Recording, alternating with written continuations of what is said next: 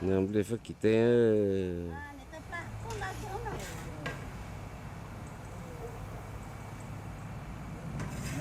là coi chúng nó rời tàu chúng nó lê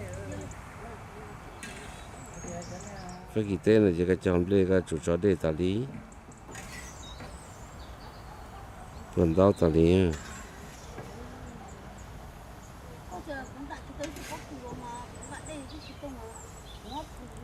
Giờ chủ chó đây là con là nó. Cái chọn đây là thế rồi.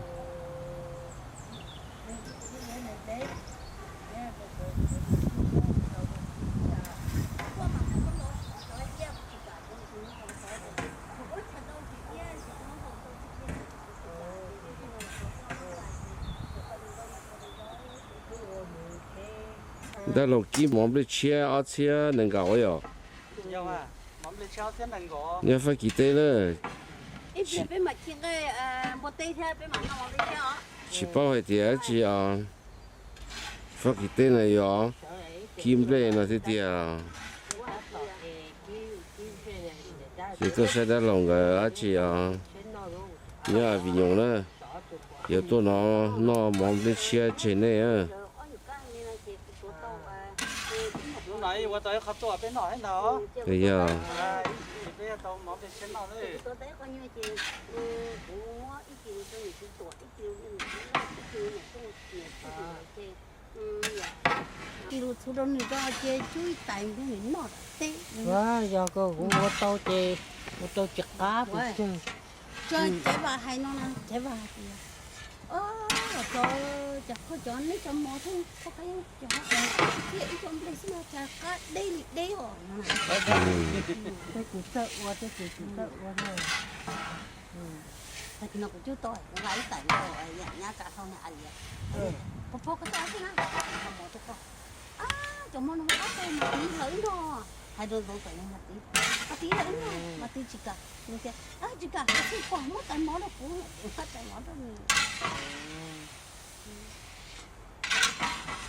cho nó giống guitar cho nó nè. chân để có khí rồi Guitar thì cho mù riêng gì thế? khí tại có là cả thêm gì về chỉ cho một cái chấm thôi thì thì nó mới thế mà có to Rồi thì tê nhau ai vì nhau.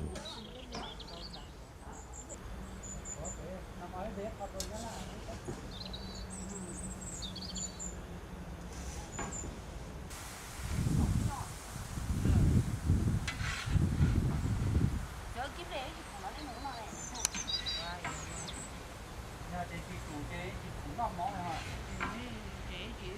mà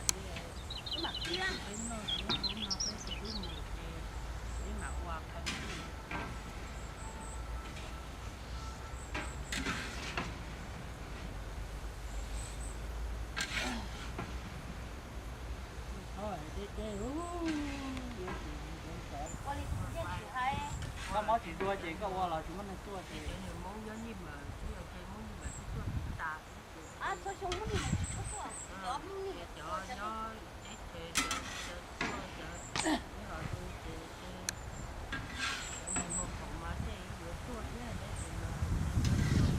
con nhỏ lông cô cá tung nó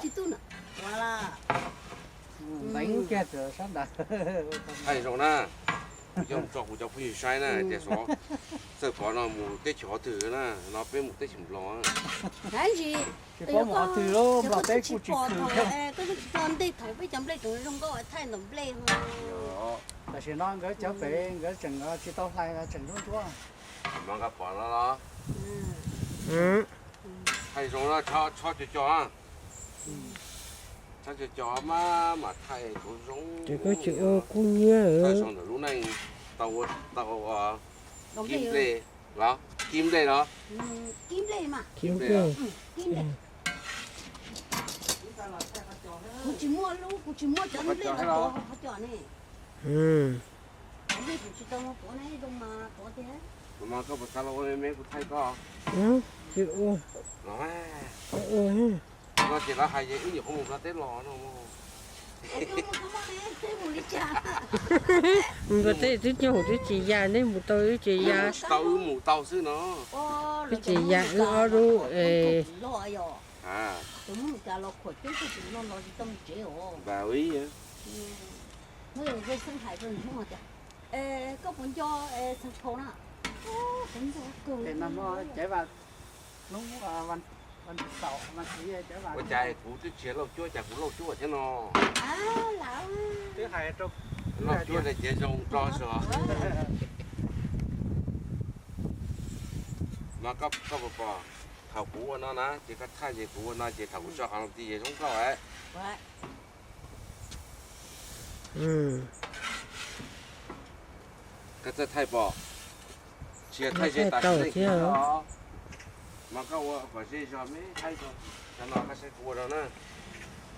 Cái chỗ có chỗ vậy thì không biết cái lâu đó cũng cho Facebook nè. ừ giờ giờ cũng không biết nó có từng số số thì mà hay là rồi gì Dạ. ừ nó bây giờ nhau chỉ không có số nhớ cửa giờ trong mà giờ kế cho số cho con thì thế Rồi mà nè. thì là giờ cái có số số cũng rõ thế theo Ô, chú cá mồm đi chơi chào. Dạ, có là chú số. Chú cá số. nó mà bây giờ là có hay cái ông có không phải được chưa có bắt đầu mà thấy chỉ tao nó chưa chưa Ô, chú cá số thì tàu. Không thấy tàu thì là chú cá chào. Mà các cô nào là cái chuyện á. Chót chanh á. Tôi lo có nó hái số để đuôi dẻ nào. gì à Đuôi dẻ hái số đuôi dẻ nào. ô thì giờ thật chế này mà to kia giờ thật chế này mà to nát kia thì nó giờ gì mà to kim bỏ từ mà to chừng đom lên con cò mà tới đom lên mà Đó là chỉ cú này ta tàu sò. người ta tao sọ chứ Sò. Đứa trẻ tụi nó mà ta tàu trong tè là hậu sẽ là. ừ nhớ cửa Được không? tao mà Hảo đó. ừ Chỉ hai trẻ cũng trong một chuỗi. Nó phải mình nó chân tả đi á. mà sáng có sai rồi thì sáng thì cái ấm lụa nó cái chỉ đó phải Nói đã lòng cái tụi chó nữa. Sai thì phải kỳ tế là chỉ mua tới xí mà. Nhưng mua ít tụi chó nhớ còn nó theo. Nhớ tới chợ và mình là yêu chừng cái gió rồi tới chợ kiểu thế này. Cứ chợ sắm mà tua lấy chia là tế. Dạ, nếu tôm lấy chia là tế là thế dạ. tụi đi chơi thế mà Ừ. cái ô cho là tổng được chế thôi Đó là con chợ sắm mù cho là ô tụi nó nè. cái gì chung qua Bây giờ. tổng chế chế phòng bé chế ở giờ chỉ nhắc câu thế blog chữ câu thì xem mà thì nhắc câu này vô cháu vợ sát sổ vợ họ này chỉ không được bé qua chế chế phòng chế xong chế qua Ừ. đó chỉ nó tổng chế thứ một tuổi chứ không chế Bây giờ. Thảo thi mà chỉ là thì có bố đã chi nó lúc là xấu quá thế bao. thế cũng muốn này tôi thế à gì Đâu.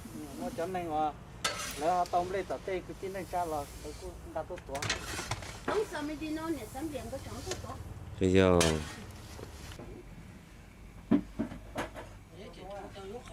Muốn đi cho nó hậu gì tuổi nữa. phải trả tài Nhà số thế này.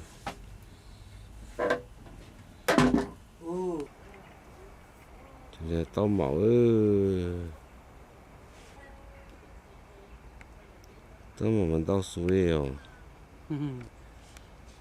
Tao số.ดูตอนนั้นเอาไปนู่นไหนมาเดินจีจีชวนละมาจีเดินจีจะมาตรงเดินจีก็จะปัจจัยเราต้องไปต้นนอก Ừ hứ. เราก็รอจนตรงนู้นดักตาเอง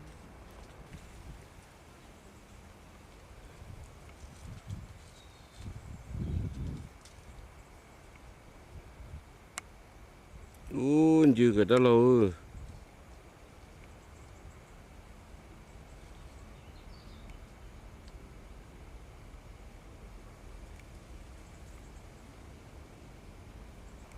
nuôi rong câu chuyện nó đó là mà cho chuối giống lông nó lót tà rồi à vậy lông nó lót tà thì này theo lý xí mà đòn đi thế có mà nó chán tôi chỉ cú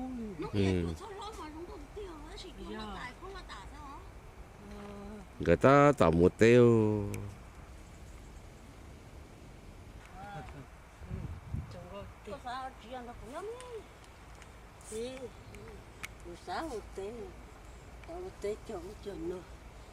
rong chua sau đó này mong cho cho nó vậy tôi muốn là lại về qua cao con nó cho cá hậu theo lý nha chẳng rong gì cái nào có lía này cho nó có liền là nó chỉ tao bấy sau đi ý mấy chị ấy mà một khơi khó đâu đấy mà đi tao cá thay đồ khó đấy có liền nữa nè ít để bên mà khai bên mà sửa sẽ trong chả nó cho đi nó nhiều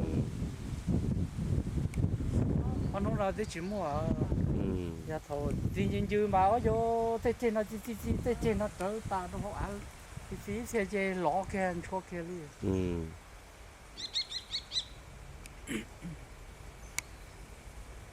nó là cái cứ tôi học thì rong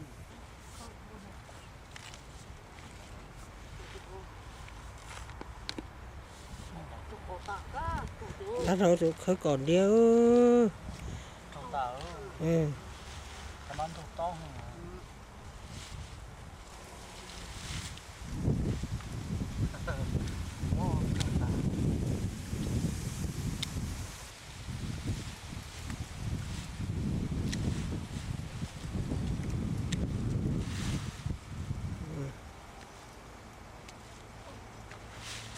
bộ tôn tù rong mà đâu có ở đâu chuyện hậu chạy rồi đi thâu chay ta sẽ nói vậy có chỉ khơi ở bên núi chơi lưu ta à rồi ồ cũng là cho chó để ám lẩu thâu ha giờ thì mình chỉ cho chỉ truyền thành để khơi như nhau thì đó là cái ăn nóng này chỉ một bát chế rong đua là chẳng một bát chế rong đua này thế mà cho á và mua mình chỉ có giấy mà á một có giấy mình chỉ mà á sọ thì mình rong đua thì sẽ còn nếu á nó chỉ lớn ít thì chỉ xanh tới có giấy vậy thì cho nên á bìa thế này cho nên á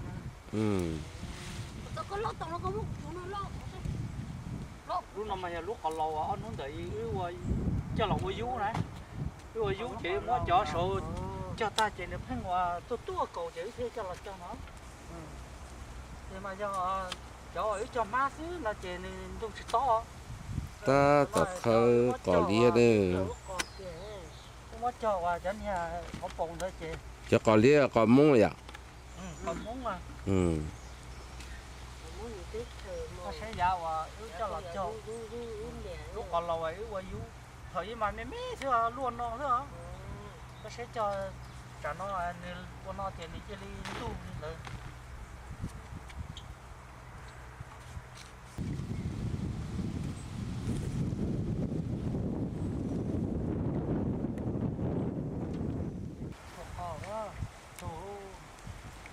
cái non tu tốt không khơi đi rồi thì đi cái nào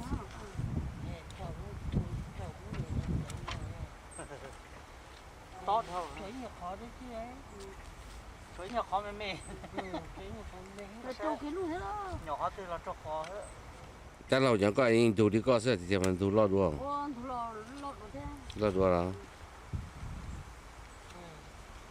không vấn đề chú ăn của anh chú họ cái con nó thì luôn nhưng mà khơi cái thì luôn thì tận nó vậy cái chỉ khơi chỉ ở bên núi chỉ luôn thì tận đây chỉ ưa mua nhà lúc sen được của nè tua ta ở bên đại đâu non tua ta ấy mua của ấy mua tao khơi luôn tao khá vón đâu chết sen tụi đeo luôn đi có khai gì chỉ bảo lý giờ chỉ bảo yêu đeo luôn đi chừng trong khu học hành hết rồi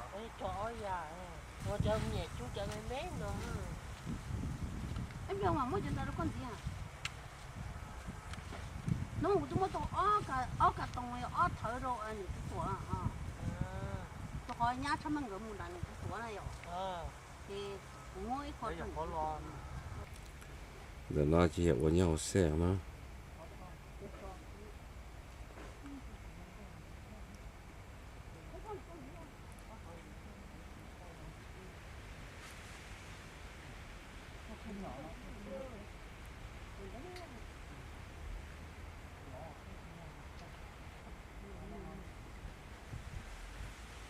cho nên có gió nè chỉ có khóa ít chiều nóng nó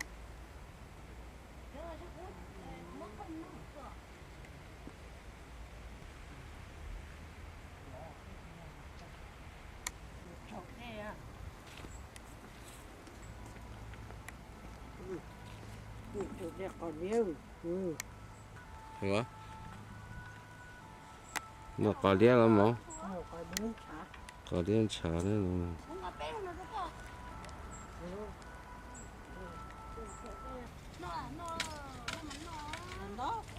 đó đó là cái xưởng cái ple nó ta tàu barbecue chế đang cái nó mà tại một chế thế nó đâu thì chống lấy nhá chế nó giờ bao nhiêu thế để đó là cái tàu nó có lia nữa không có lia đâu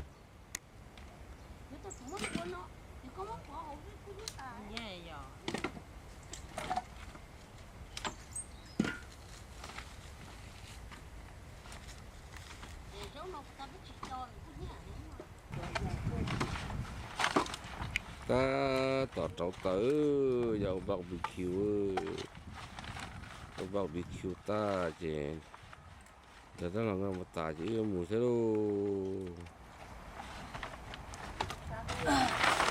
thì xuống là tá cơ mà chóp là tan nó tươi mình chay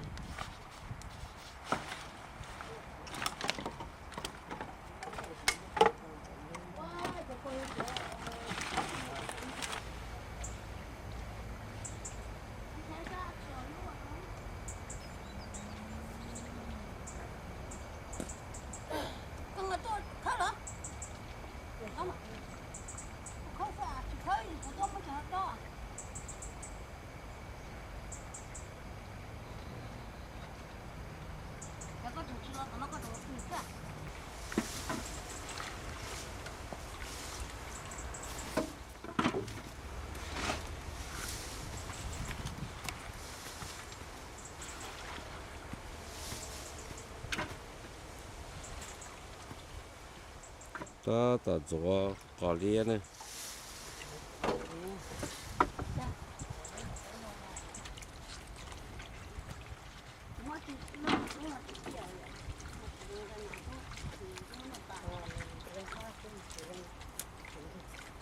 lúc chạy rồi nhỉ để mong nhưng mà lấy được hết rồi thôi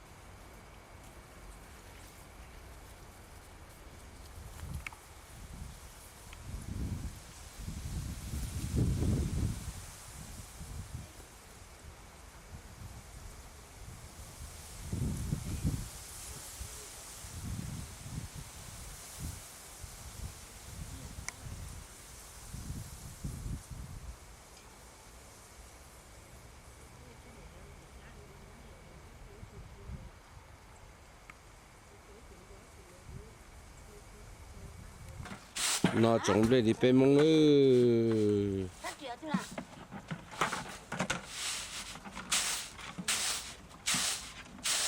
cái mình nhỏ đấy thế cháu lùa tại sao nên tao bỏ này bên nhớ thấu mà cháu lẩu nó nữa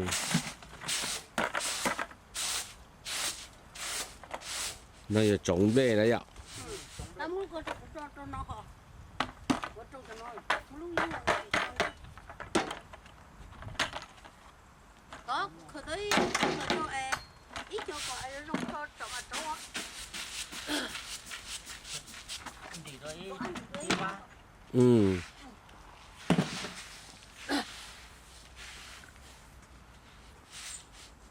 giờ đó đi chị ăn ấy Ừ. mà đó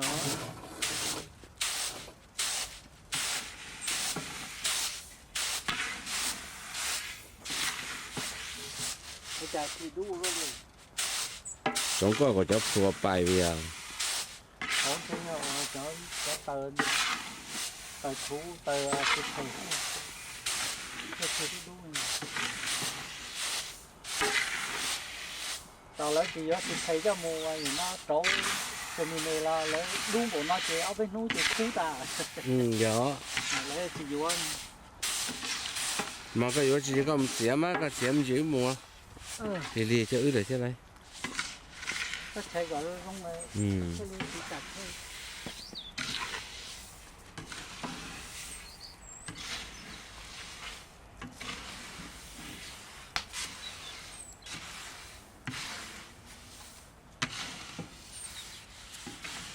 Nhá cái thử rong chua hay rồi. Cái thử rong chua hay rồi. ủa Rong chua. ủa có đi bắt nữa à ủa có đi nữa đó à ta có bị ăn chị nói Đó. con ăn có một hai con Nó hỏi có một chai cho một rong nhỏ ấy. con nhảy chả có một hai con nó ít thì chốt khổng là chứ Ừ. con nhảy thì có một lóc á Da béo tấm màu. Chơi Một đúng da vậy. béo tái một da béo tấm màu. con ăn ngàn năm một đi Tấm màu nó chỉ tay nó muốn chậm. cái con nhảy cháu lo nhảy cháu mê có một cái con